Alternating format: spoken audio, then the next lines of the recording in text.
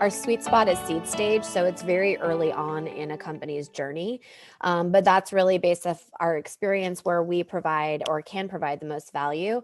And I think that's why like audacious founders is like a really important keyword for us, because obviously that early on in that journey, you have to be thinking big, but also you have to be thinking courageously and bravely in a lot of ways, but also to Misbah's point, being able to take constructive criticism, to be curious, all of those things are traits that we find to be very important. And obviously that's also based off of, we've had 10 years of experience with our sister entity working with founders. So there's been so much knowledge that has been kind of ingrained into the DNA of our strategy now, as well as like our last year and a half investing that's also informed our strategy too.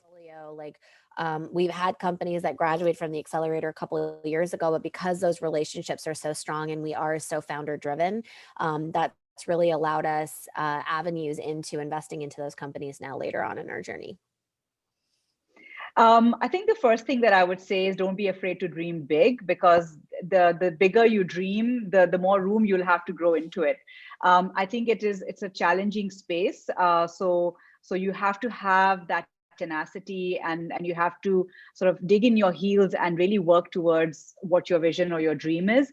But also look around you for enablers, for people that can support you. That could be friends or family, it could be mentors, it could be others that have been in a similar situation, because it can be a really lonely journey. And so if you surround yourself with people that are supportive, either personally or professionally, I think it'll be really helpful for you as you grow.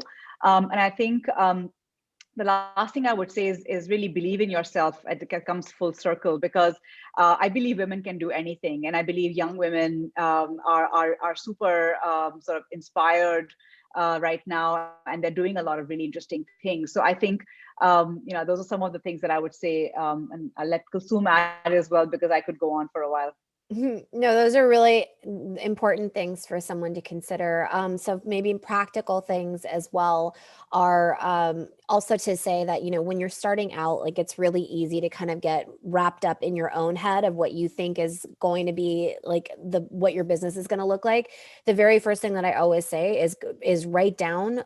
Most of the things that are in your head are actually assumptions, right? They're not actually proven fact. So the quicker you can write down all those assumptions, write it down on paper and go out and test it. And when I say go out and test, go speak to who those customers are, go speak to your early adopters, get proof that there's actually value in what you want to create and that people are willing to buy it. So from a very practical piece of advice, it's go out and do your research, go out and speak to your end user, know who your end user is going to be, because the better you know that end user, the more you can outcompete whoever else is out there.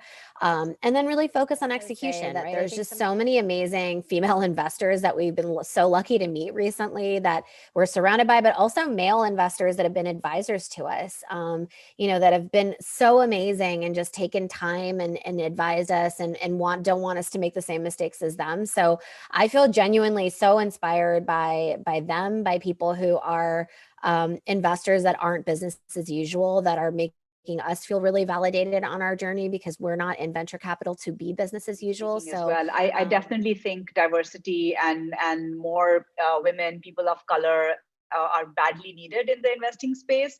We're starting to see that. We're starting to see it as a movement.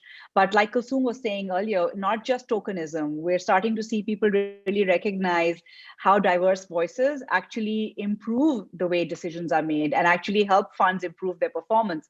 We've seen that for a fact with women founded and women led businesses as well.